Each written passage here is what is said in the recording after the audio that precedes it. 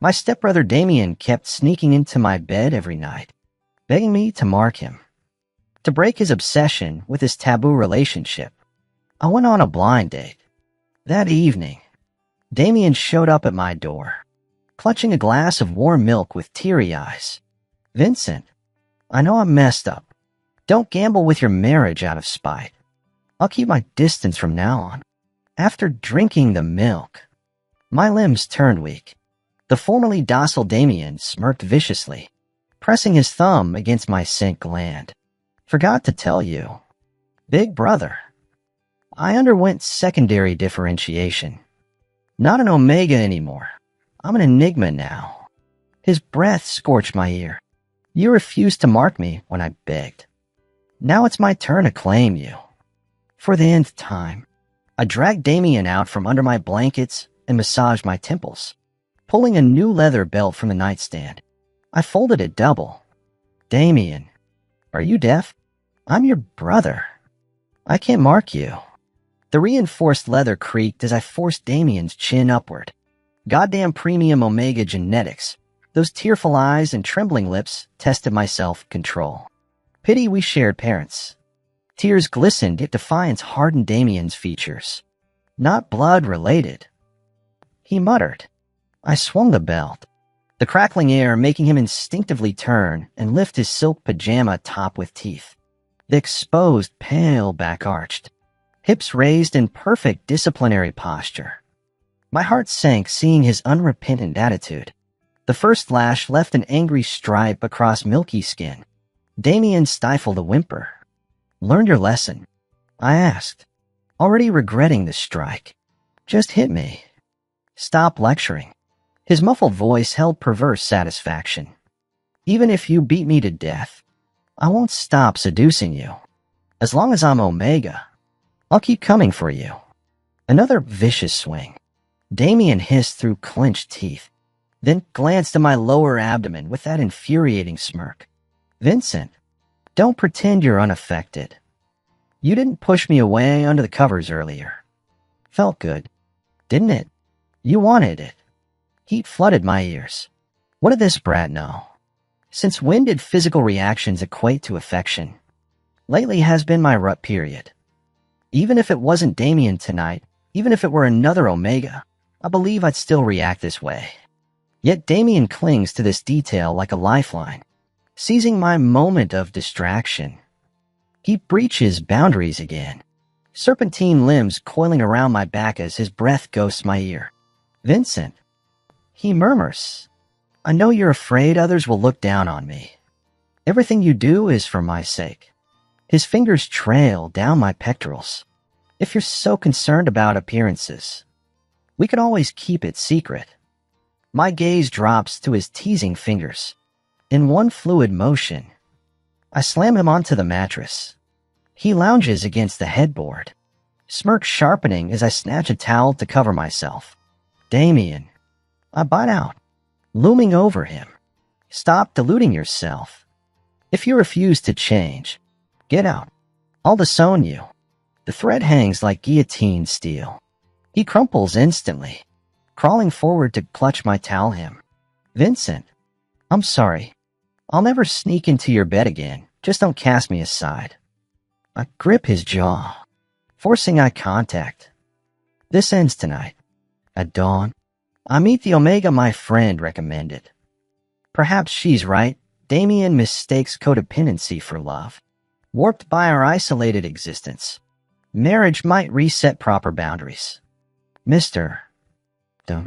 Charles extends his hand across the cafe table. "Given our mutual need to placate families, let's expedite the marriage license." I nod. Agreed. Our handshake freezes mid-air as Damien materializes in the periphery, immaculate in black-tailored suit. He sips espresso like a predator savoring prey. His gaze drags from my face to our joined hands, eyes darkening. Though I'm the alpha, his Omega intensity chills my spine. The china clinks as Damien sets down his cup. 3 strides, and he's upon us, a velvet voice storm. "Brother dearest." His smile glints with shattered porcelain edges. "Introduce me to your collaborator." He snatched my hand away from Charles with a cold expression, then pulled a handkerchief from his suit pocket. Damien meticulously wiped each of my fingers, paying attention to every crevice. When finished, he raised an eyebrow and stared at Charles with a humorless smile, his hostility unmistakable. My apologies. My brother Vincent has germophobia. I frowned at Damien. Since when did I have germophobia? Wasn't he the one obsessed with cleanliness? When he got beaten up at school as a kid, I went to clean up his mess. After accidentally brushing hands with his bullies, he'd lunged at them like a rabid animal. Later, under the faucet, he'd scrubbed my hands raw while sobbing threats. Vincent's mine. No one touches him. I'll kill anyone who lays a finger on my brother. Since that incident, even my closest friends avoided physical contact after hearing the story. Now I realized his obsession began long ago. I'd mistaken his possessiveness for brotherly dependence, pulling my hand free. I stepped back. If we were doing this, now was the time. Intertwining fingers with Charles under Damien's stormy gaze, I announced, perfect timing. Meet Charles, my fiancé. You'll respect him as you do me. Call him brother-in-law or Charles. Glass shattered as Damien punched through the cafe wall. Blood dripped from his knuckles as he nodded mechanically before stalking out. His retreating figure made my chest constrict like crushed shards. Charles sighed.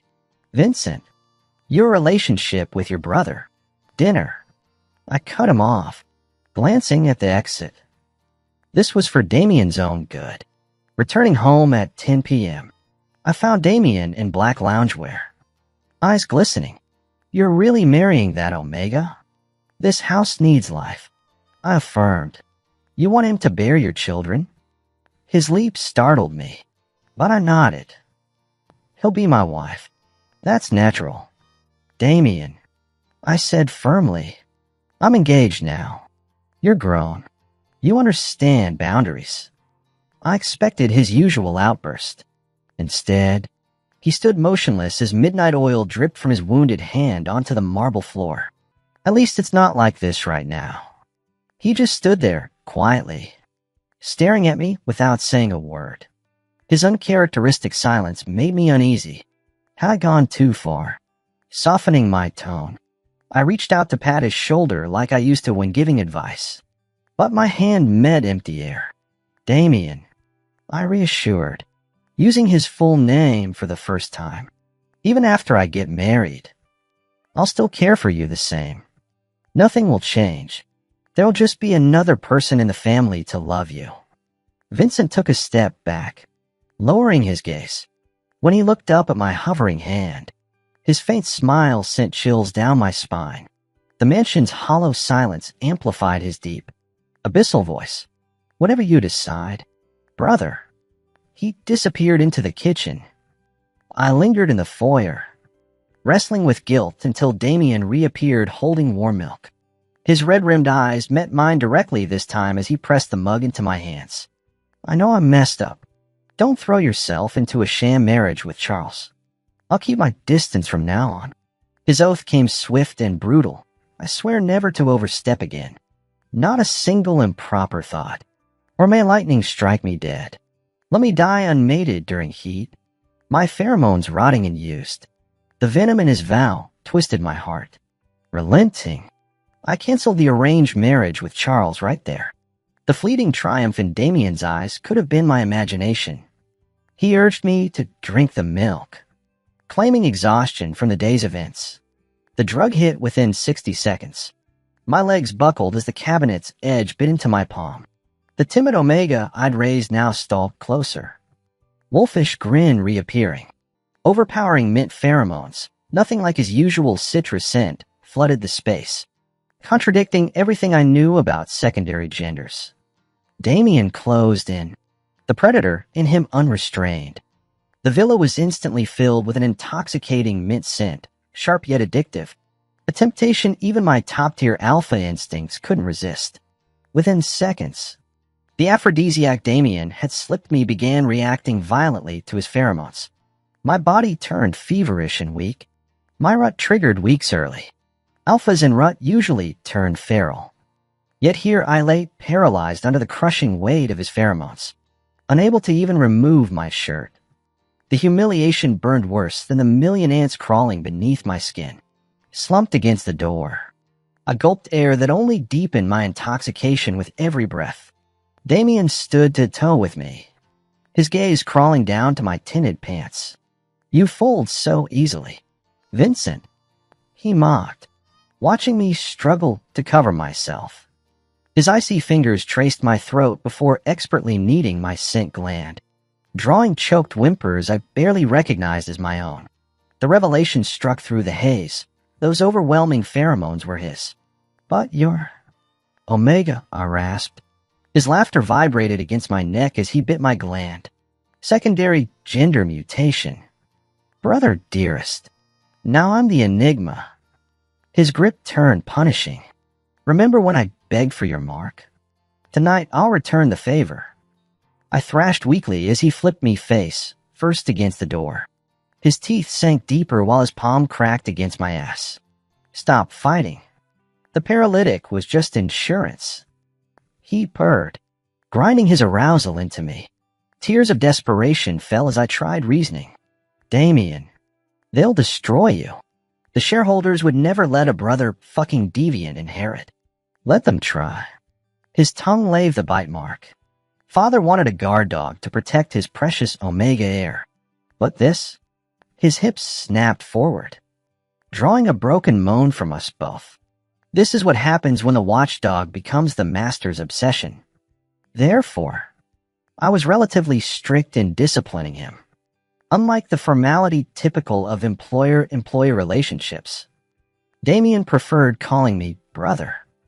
After I joined the Lewis family and adopted their surname, outsiders gradually assumed I was Damien's biological brother. This allowed him to rely on me, but falling in love was absolutely forbidden. Since Mr. Lewis's passing, the scheming veterans on the board have been searching for any misstep to force Damien out. If they discovered his feelings for a powerless assistant like me, they'd exploit it mercilessly. To the public, I was Damien's brother, but those cunning old foxes wouldn't blur the lines, no matter how long I'd served the family or what achievements I made. In their eyes, I remained a powerless lapdog, a guard dog leashed to the Lewis estate. Hiss. My back chilled as Damien ripped my white shirt down the middle from behind, exposing my spine to the cool air. He pressed closer, his belt buckle digging into my waist. My heightened sensitivity triggered uncontrollable shivers. His low voice ghosted over my shoulder. "Vincent, I told you, I'm an enigma. How many in this empire could rival me? Let alone the company. What can those fossils possibly do? You think I'm a monster?" He chuckled darkly, biting harder into my scent gland. His icy pheromones flooded me, alternating between clarity and delirium, euphoric. Addictive. You're right. I am a monster. Even if we were blood-related, it wouldn't matter. Once I claim something, I'll take it whether you're human, ghost, or God. You can't escape unless you kill me. He gripped my arms, forcing me to face him. Blood smeared his lips, his own or mine from the marking. He looked both divine and deranged. "Earlier, you said this house felt too empty." I agree. When I was an Omega, I begged you to mark me. I wanted your child to see if they'd inherit your traits or mine, but you refused. Now I can mark you instead. Did you know alphas can carry children too? His hand clamped my jaw, tilting my head up. His fevered gaze raked over my body before he shoved me forward, trapping me against his chest. Slap. A sharp crack echoed through the mansion, his palm striking my bare hip. Damien's smile widened, voice dripping with dark allure. "If I go deep enough, I'll find your reproductive chamber. Vincent, let me give you a child. Once you bear my child, you'll stop trying to push me away." I stared at Damien in disbelief. Before I could speak, his crushing kiss silenced me. He claimed me violently. The foyer, sofa, living room carpet, kitchen counter. Every room and floor-to-ceiling window in the mansion bore witness to Damien's madness. When dawn tinged the sky, he carried me to the bathroom and placed me in the tub, his energy undiminished. Vincent, I think I found it. Madness. The Lewis family truly breeds insanity. I'd heard stories about old Mr. Lewis and Damien's mother. She was originally betrothed to Damien's uncle, but Vincent's father publicly ripped out the uncle's glands during their engagement banquet, rendering him powerless to compete for family succession. They said it was justified love between Vincent's parents, thwarted by arranged marriage politics. Watching Damien now, I finally understood that infamous Lewis ferocity. His pheromones pinned me helpless as he took me front and back, reducing me to tearful begging. My cries only fueled his frenzy. "You're breathtaking when you weep," he murmured, licking salt from my cheeks. "Promise me these tears will only fall beneath me." I closed my eyes, wishing for death. I'd failed Vincent's father. The promising heir I'd mentored had become this monster. When my secretary called about the board meeting, Damien finally released me after 5 hours, numbly gathering my shredded clothes. I froze when he snatched them away, arms crossed. He admired his handiwork, my body mapped with bites and bruises. Now I understood why he'd installed those full-length bathroom mirrors. The humiliation burned. Damn the Lewis family and their deranged traditions. After staring at me for what felt like eternity, Damien finally allowed me to dress, though he insisted on doing it himself. "Vincent," he murmured while adjusting my tie, his cool fingers brushing against my throat. "From now on, I won't tolerate anyone else near you. Not even pretend fiancés like Charles." The fleeting touch resurrected last night's memory of his hands around my neck, demanding tears. His current words blurred reality and recollection. "You know exactly what I'm capable of, brother." At the mansion's entrance, our driver stared a beat too long. "What?" I snapped. The man scratched his nose awkwardly. "Mr. Dum, you're rather strongly scented." Heat flooded my ears. Damn Damien and his obsessive scent marking last night. As the car pulled away, the driver couldn't resist turning. "Sir, where'd you find an Omega that potent to overwhelm a top alpha like you?" Unless his eyes widened. "Wait, are you actually Dash Drive?" I cut him off, raising the privacy partition. My tablet glowed with the overseas expansion plans for Lewis Enterprises, Damien's coronation project. Though the public saw me as the corporate face, every strategic move originated from that brilliant, reclusive mind. Our partnership had worked for years. I handled the boardroom wolves while he schemed in shadows, weeding out traitors. Soon, this successful launch would make my presence obsolete. I'd imagined retirement as quiet days tending to Damien's needs, the big brother role I'd embraced since his father's passing. But last night changed everything. Now even maintaining that fiction threatened his hard-won position as an enigma.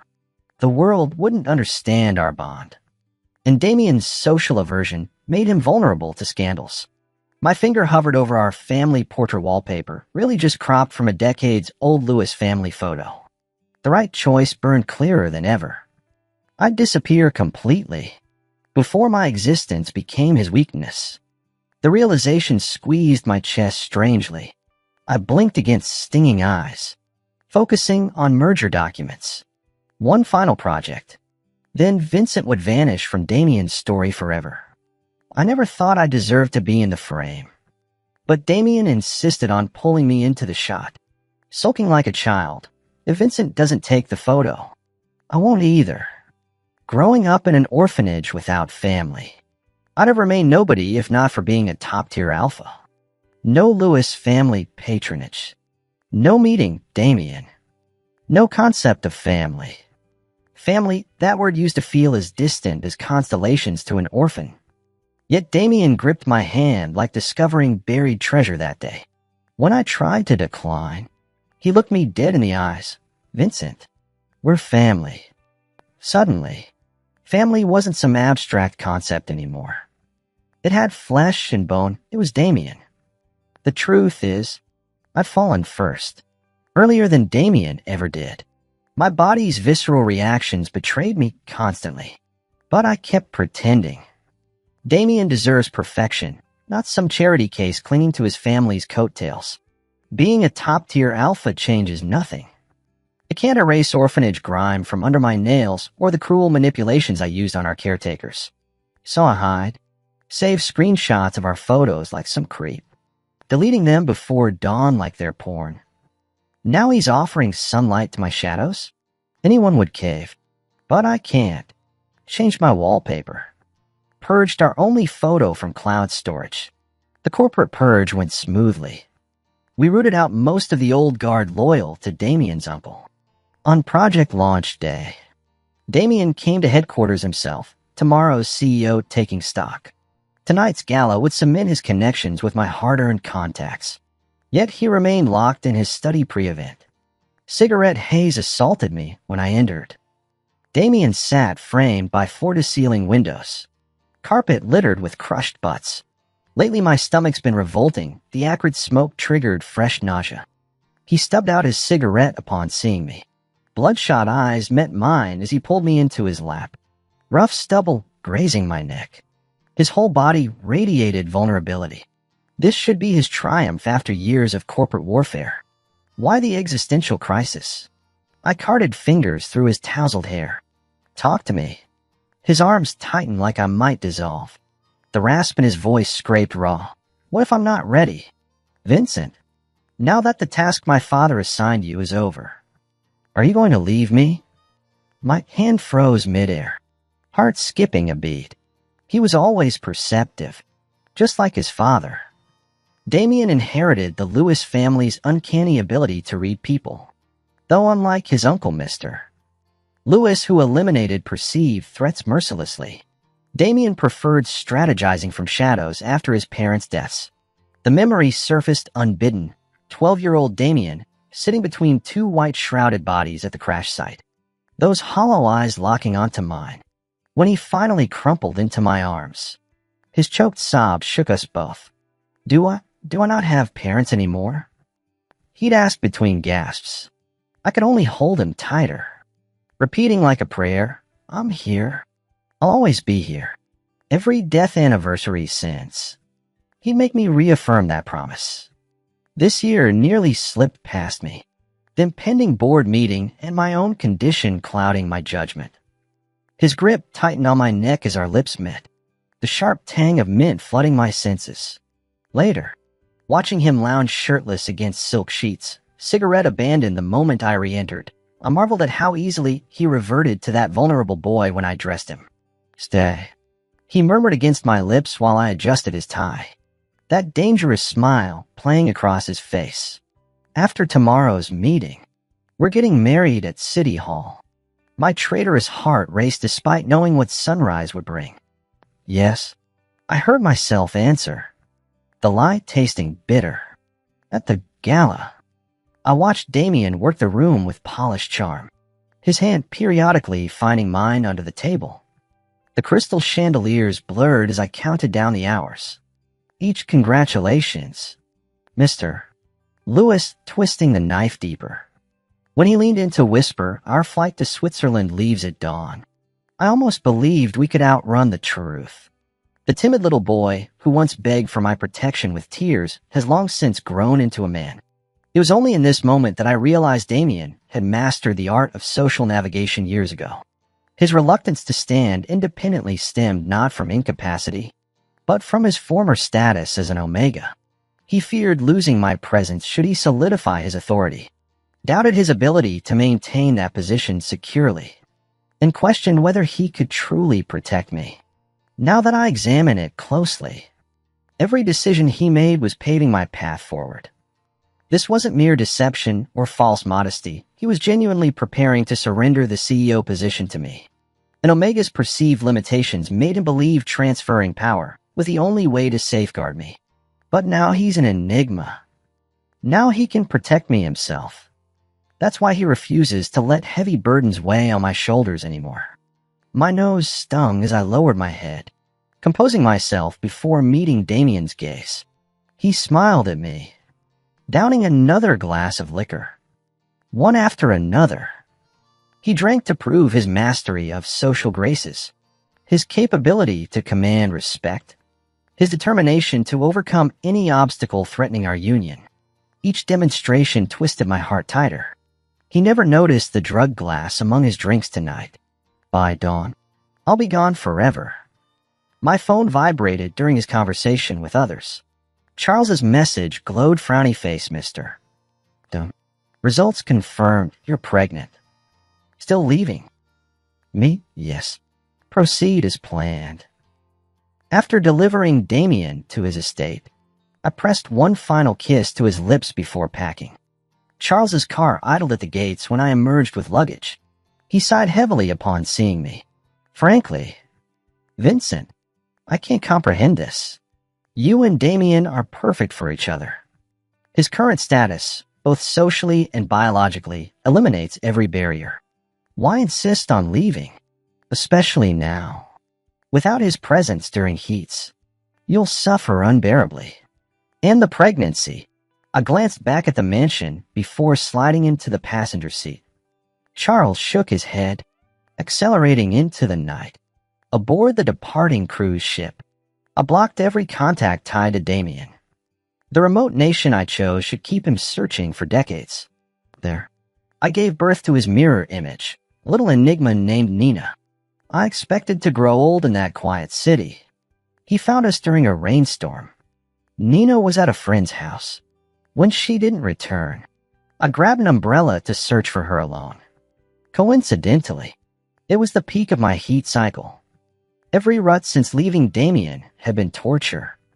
Barely steps from my door, a passerby rushing home knocked me over. My inhibitor vial shattered on the pavement. Gritting my teeth, I staggered forward only to collapse roadside. Every inch of my skin burned. Crouched against a brick wall, I clawed at my thighs seeking control. Useless. As consciousness wavered, familiar mint cut through my pheromone chaos. My raging hormones quieted, yet the inferno within intensified. The rain suddenly stopped above me. I looked up into storm cloud eyes. Damien's polished Oxford ground into my lower abdomen. He'd always known exactly where to apply pressure. The cruel friction brought equal parts agony and relief. His voice sliced through the howling wind. Vincent, how resourceful you've become. Drugging me. Disappearing. I thought you'd thrive without me. Believed our marriage was mere theater. His shoe twisted deeper. Voice hardening. Look at this pathetic creature now. When he gripped my jaw, our foreheads touching, I glimpsed anguish beneath his fury. Where's the man I married? His kiss erupted like a typhoon. As ocean winds roared, I pummeled his chest. If he tracked me here, he must know about our daughter. MMPH Damien. The baby first. He broke away snarling. You think our child shares your stupidity? She's been home for hours. The renewed assault left me boneless. Damien hauled me toward a black Bentley, ignoring my struggles. Silk ties secured my wrists as he stripped me bare. Mint and bergamot pheromones fused in the suffocating luxury sedan. When my body arched in surrender, he paused. Sweat dripped from his jaw onto my heaving chest. Vincent, does it hurt? With defenses shattered, I met his gaze truthfully. Like hell. It's agony. Damien chuckled. I've been in agony too. For nearly 7 years. I sighed, thinking Damien wasn't going to give it to me. He spoke again. Vincent, if you want it, act like you want it. Beg me, or come get it yourself. Yin Yin was already home when we returned, munching watermelon on the couch. She dropped the fruit and sprinted toward us the moment she spotted Damien and me. Their familiarity startled me. My usually reserved daughter practically launched herself into Damien's arms. Frowning, I pulled her back. When did you two start contacting each other? Their shared grins said everything. 3 years ago. Ninian piped up in her squeaky voice. She'd noticed me crying over Damien's photos, then secretly used my phone to snap pictures of his image. For months, she'd roamed our small town, showing strangers his face, convinced he'd hurt me. Damien's search team finally crossed paths with her persistence. I thought she was just playing outside. I muttered, staring at this man who'd apparently been co-parenting behind my back. Why wait so long to come? Someone stubborn. His smirk didn't reach his eyes. What good's finding you if I didn't remove every reason you'd flee again? I want forever. The boring kind. The confession spilled out like poison. At 12, I become the orphanage director's favorite toy. His camera captured my shame, his threats echoing even after Mr. Lewis paid my freedom. The night before emancipation, I smeared industrial lubricant across his bathtub, watched through cracked doors as his head cracked against porcelain. Bubbles slowing in blood-tinged water. Should have drowned slower. I whispered to the darkness. That monster nearly cost me everything twice. First my childhood, then the family I'd kill to protect. Damien's arms tightened around us both, our daughter's laughter weaving through his promise. No more running. Back then, I thought killing the orphanage director would end everything. But during my 5th year with the Lewis family, when old Mr. Lewis passed away, I received an anonymous email containing those incriminating photos from past. Initially, the blackmailer simply demanded I ruin Damien. Coincidentally, Damien himself was playing the long game, pretending to be incompetent. We maintained the facade perfectly. Then the blackmailer discovered Damien's feelings for me. The demands escalated. He wanted us to become involved, only to destroy Damien afterward. I knew complying would trigger the release of those photos, exposing Damien's connection to someone tainted with a murderous past. Such scandal would have toppled him from power instantly. Damien later traced the blackmailer to my childhood tormentor from the orphanage, who'd been bribed by his uncle. Over the years, he not only made my abusers pay, but also orchestrated his uncle's institutionalization. When that uncle died earlier this year, Damien forced my remaining bullies to surrender to authorities. Every potential threat had been systematically eliminated. His hand suddenly closed over mine. Those intense eyes locked onto mine. Still planning to run? Vincent, I sniffled, shaking my head with red-rimmed eyes. Taking down Damien's uncle hadn't been easy. Though stripped of power years ago, the man retained loyal followers. Damien's solo crusade must have been brutal. Pulled into his embrace, I barely blocked his incoming kiss. The baby's watching. Damien smirked, covering our daughter's eyes with one hand while his other arm snaked around my waist. The kiss lasted just seconds before I felt his physical reaction. Flushing crimson, I shoved at his chest. Our daughter's voice piped up. Joey's mom and dad kissed for hours when making his brother. Can you kiss till dark? Then I can play at Joey's longer. She darted out before we could respond. The door clicked shut as Damien lifted me bridal style. Outside, the storm had cleared to sunshine. Inside our bedroom, tempests of a different kind raged. We rode the waves together, his teeth grazing my ear as he breathed. Missed you so much. Vincent. I clung tighter. The feeling was mutual. Damien. Desperately mutual. Can you fucking bite softer? It's really sensitive there.